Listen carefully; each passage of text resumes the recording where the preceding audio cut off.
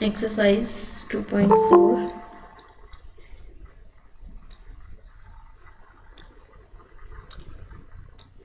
Cauchy's mean value theorem.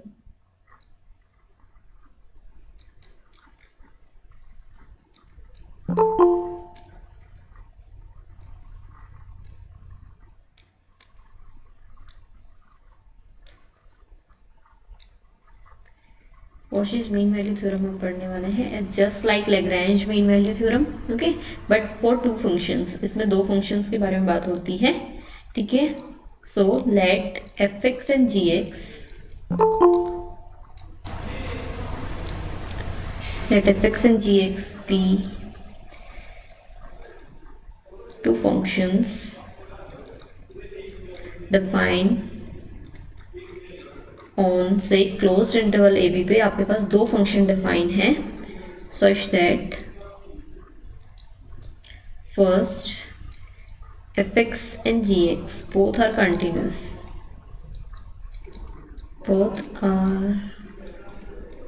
both are continuous on closed interval AB. Second condition theorem की fx and gx both are differentiable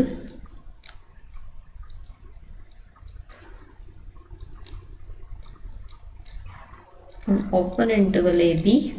Clear? Third,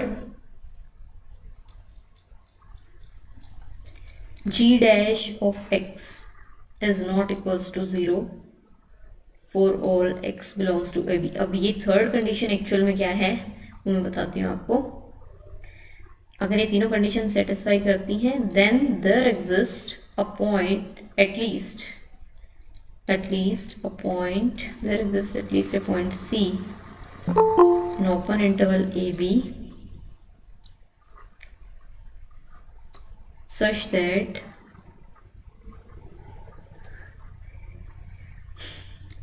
f dash of C by g dash of C. देखिए f dash of C is equals to f of B minus f of A divided by b minus a upon में g of b minus g of a divided by b minus a. So आप easily देख सकते हैं b minus a दोनों के denominator में है. So ये चीज़ किसके इक्वल होती है f of b minus f of a divided by g of b minus g of a. ठीक है. अब ये देखिए ये थर्ड कंडीशन सिर्फ इसी वजह से है कि किसी भी सी पॉइंट के लिए आपका derivative of this g function वो जीरो नहीं बनना चाहिए, सिर्फ इसी चीज़ की वजह से. ओके, अदरवाइज डिनोमिनेटर में वहाँ पे जीरो टर्म आ जाएगी कोई भी. सो ये आपके पास कॉशीज मीन वैल्यू थ्योरम है और इसकी स्टेटमेंट आपने लिख के देखनी है ऐसे. और इसका प्रूफ जस्ट लाइक हमने LMV का प्रूफ किया था, जस्ट लाइक दैट आपको इसका प्रूफ होगा, वो आपने खुद से ट्राई करके देखना है. ओके, सो कुछ प्रॉब्लम हम इस पर ट्राई करते हैं.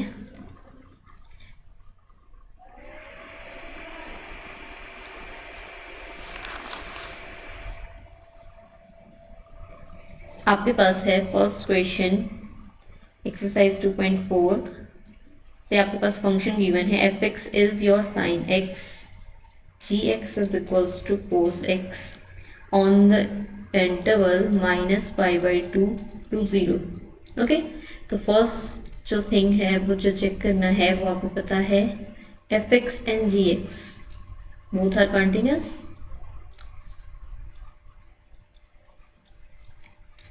साइन फंक्शन और कोस फंक्शन दोनों कंटिन्यूस फंक्शन होते हैं. क्या आप इसका ग्राफ ड्रॉ कर सकते हैं? With the help of graph आप इजीली देख सकते हो, कहीं पे भी ब्रेक नहीं आता साइन और कोस फंक्शन में. ठीक है, इसी तरह से कोस आपके पास हो जाएगा.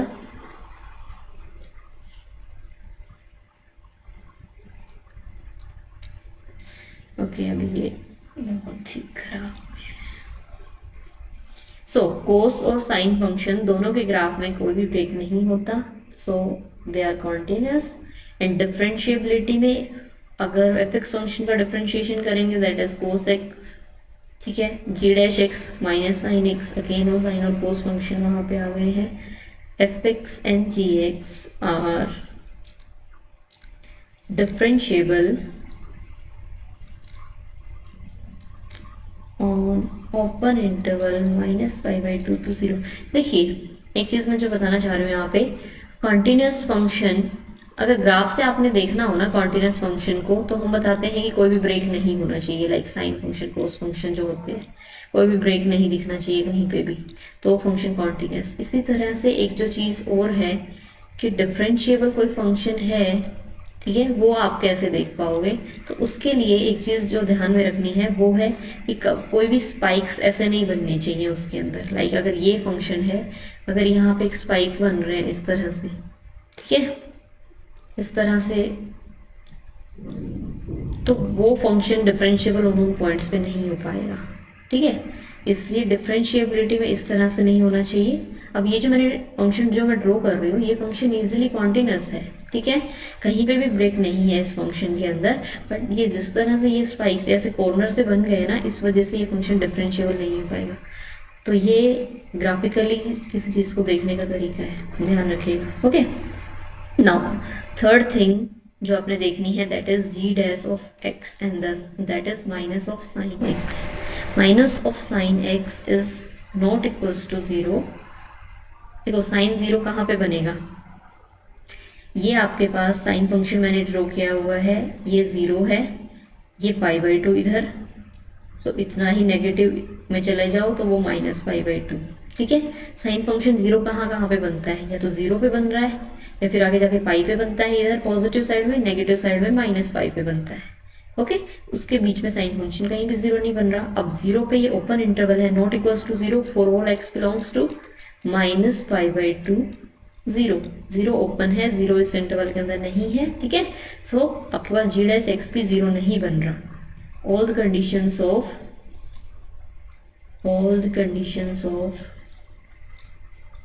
Cauchy's मीन वैल्यू थ्योरम लिखना है ऐसे properly, satisfied, therefore there exists a point C lies between minus pi by 2 to 0 such that f dash of C divided by g dash of C, f of B 0 minus f of minus pi by 2 g of 0 minus g of minus pi by 2। And one more thing, ये कोई hard and fast rule नहीं है कि F function को हम numerator में लिखेंगे, जी function को हम डिनोमिनेटर में लिखेंगे, ठीक है, वो आप किसी भी तरह से लिख सकते हैं। Now F function F X is sine x, so F of zero is zero, F of minus pi by two means sign of minus pi by to, g of 0 cos of 0 that is 1, now cos of minus pi by 2। now anyone tell me कि sin minus pi by 2 की value कितनी होगी, anyone?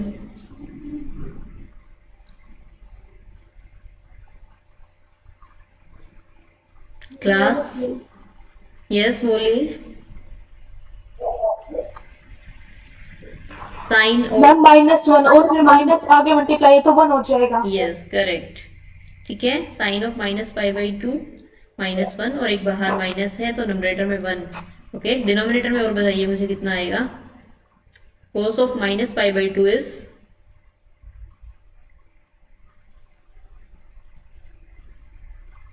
Zero. Cos of minus pi by to ma'am इसका भी 1 ही हो जाएगा क्योंकि 5 cos pi by 2 है, माइनस पाई बाई 2 है, पाई बाई 2 ही रहेगा cos के अंदर, मतलब जो थीटा होता है वो पॉजिटिव हो जाता है cos का, और आगे cos 0 तो cos 0 की 1 और इसकी 0 तो 1 माइनस 0 0 1, हाँ सॉरी 1। 1, ठीक है, ये 1 हो गया आपके पास। ओके, अभी देखिए लेफ्ट साइड और हमारी रिमेनिंग है वो है एफ डैश सी और G dash C. F X है साइन एक्स, उसका डेरिवेटिव बनेगा यहाँ पे cos C divided by minus of sine C is equals to 1। ठीक है, तो ये आपके पास क्या बन गया, सी की वैल्यू बताइए कितना हो जाएगी। इसे आप दूसरी साइड मल्टीप्लाई कर दीजिए, बिकॉज इधर 1 लिखा हुआ है, उसे आप उसमें क्रॉस मल्टीप्लाई करके tan c बना सकते हैं, या cot c is equals to 1 लिख लीजिए, या tan c is equals to 1 sorry -1। तो c की वैल्यू कितनी आ गई बताइए। मैम आपकी आवाज क्लियर नहीं है। बच्चे मैं पूछ रही हूँ टेंजेंट ऑफ c अगर आपके पास 1 है देन c की कितनी वैल्यू होगी।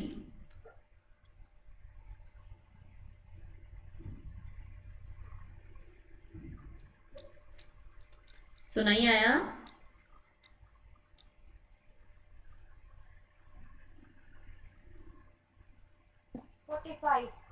45 आएगा π/4 विद नेगेटिव -π/4 माइनस b है यहाँ पे इसमें। बिकॉज टेंजेंट π/4 इज 1, यहाँ पे -1 है तो वो है टेंजेंट -π/4।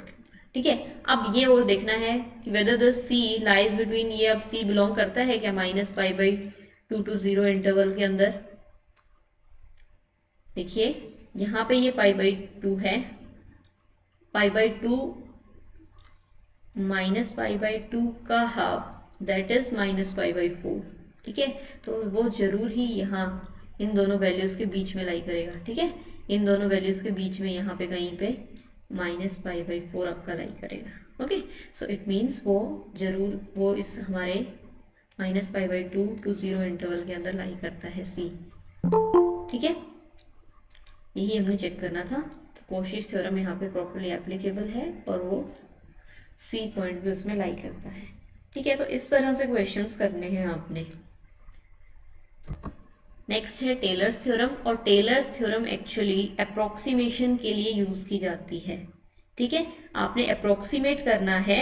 आपको देखिए मान लीजिए आप ये आपके पास रियल लाइन पे कोई ए पॉइंट है, इस पॉइंट पे आपको फंक्शन की वैल्यू पता है, बट इसके नेबरहुड में, इसके नेबरहुड कैसे क्या बोला जाएगा कि a माइनस एच, एच कोई पॉजिटिव क्वांटिटी है, a प्लस एच में फंक्शन की किस तरह से वैल्यू रहेगी। तो नेबरहुड में इसे बोलते हैं अप्रोक्सीमेट करना। इस पॉइंट पे आपको फंक्शन की वैल्यू पता है, बट उसके नेबरहुड में फंक्शन की क्या वैल्यू रहेगी एग्जैक्टली नहीं, बट एक कुछ अप्रोक्सीमेटली हमें वैल्यू पता लगे कि नेबरहुड में किसी फंक्शन की क्या वैल्यू रह रही है, तो वो चीज़ हम with the help of Taylor's theorem पता करने की कोशिश करते हैं। ठीक है, तो हम उसकी पहले डेफिनेशन देख लेते हैं, स्टेटमेंट देख लेते हैं टेलर्स थ्योरम की। If a function F x define on closed interval a b or a to a plus h, okay, just one second,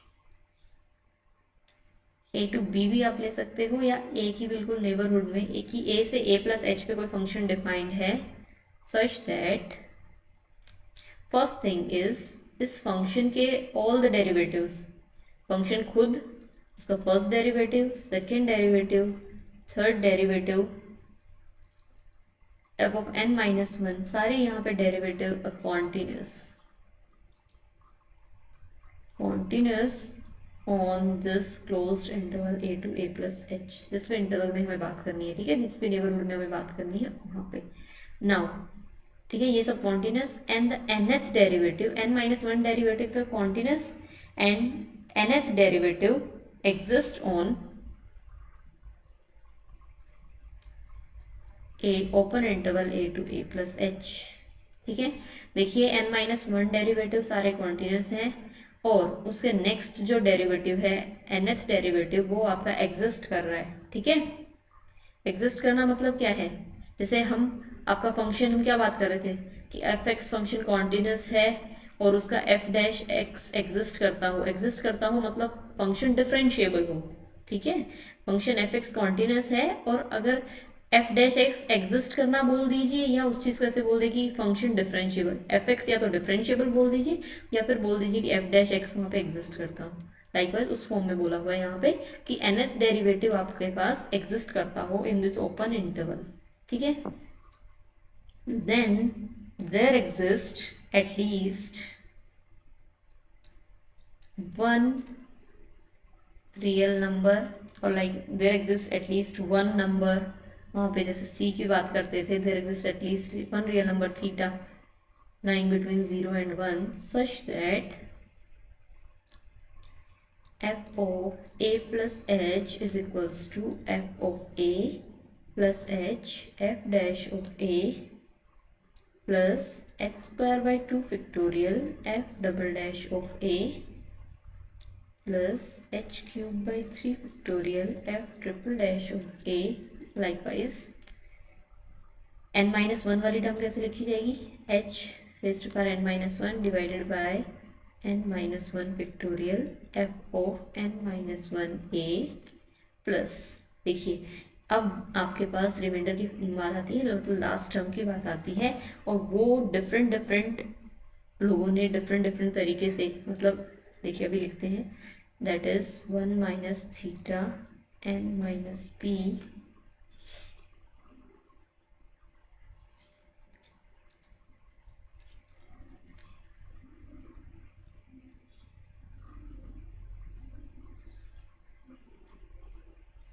ठीक है। तो ये आपकी चीज़ एग्जिस्ट करेगी, दिस अप्रोक्सीमेशन। देखिए फंक्शन की वैल्यू आपको ए पे पता है, फंक्शन की वैल्यू आप देखिए, सारा फंक्शन कॉन्टिन्यूस है, सारे derivatives up to n minus one continuous है on this closed and bounded interval, ठीक है।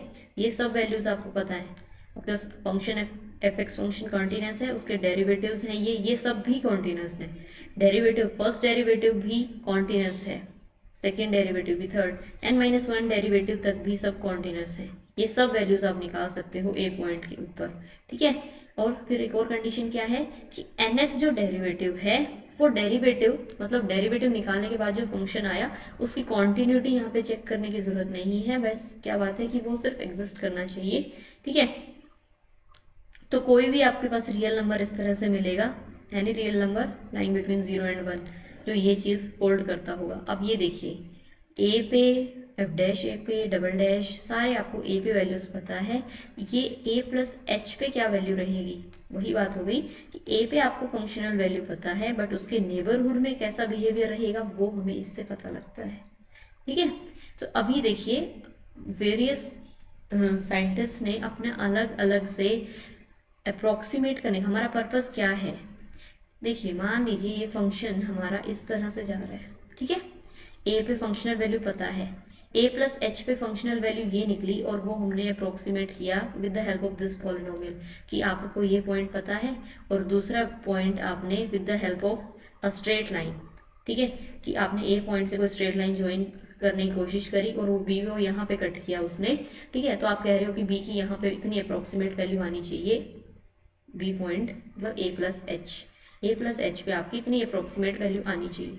तो हर साइंटिस्ट ने अपना अलग अलग तरीके से, ठीक है, एनालिसिस करके ये रिमाइंडर फॉर्म जो है, ये रिमाइंडर फॉर्म सब लोगों ने अलग अलग तरीके से दी है कि जिससे क्या हो कि हम बेटर अप्रोक्सीमेशन लेके आ पाए, ठीक है। उस ए प्लस एच पॉइंट पे, ए की नेबरहुड वाले पॉइंट पे हम बेटर अप्रोक्सीमेशन ला पाए, ठीक है। इसलिए वेरियस रिमाइंडर की फॉर्म रहेंगी हमारे पास, ठीक है। जैसे है Taylor's theorem with Lagrange form of remainder, और वो क्या है लैग्रेंज फॉर्म ऑफ रिमाइंडर, यहाँ पे मैं लिखती हूँ, देखिए Taylor's theorem with Lagrange form of reminder.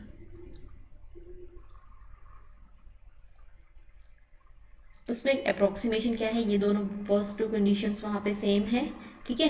आपके पास अप्रोक्सीमेशन जो है वो ऑब्वियसली रिमाइंडर में सिर्फ चेंज आने वाला है, f of a h f dash of a h square by 2 factorial f double dash of a plus h n minus one by n minus one factorial f of n minus one a plus h raise to power n by n factorial f n a plus theta h. देखिए इन्होंने remainder form अपनी ये रखी है, Taylor's theorem है, Lagrange form of remainder ये रखी है। ठीक है, देखिए ये a प्लस थीटा एच क्या हमें एंड पॉइंट तक पहुंचा रहा है। देखिए a plus theta H, theta कोई भी वैल्यू है विच लाइज बिटवीन 0 एंड 1, 0 नहीं है 1 भी नहीं है। ठीक है, 0 अगर होती तो यहाँ 0 आ जाता तो ये वैल्यू कौन सी मिल जाती, a plus theta H actual में क्या बन जाता, a ही बन जाता। ठीक है, अगर ये वैल्यू एग्जैक्टली 1 होती तो ये a प्लस थीटा एच क्या बन जाता, a प्लस एच। यही तो हमारे इंटरवल के एंड पॉइंट्स हैं। मैम आपकी आवाज नहीं आ रही। बच्चे कहाँ से प्रॉब्लम हो गई, बाकी लोगों को भी नहीं आ रही? मैम आपकी वॉइस नहीं आ रही। बाकी लोगों को भी नहीं आ रही है, किसी एक आधे लोगों को प्रॉब्लम है?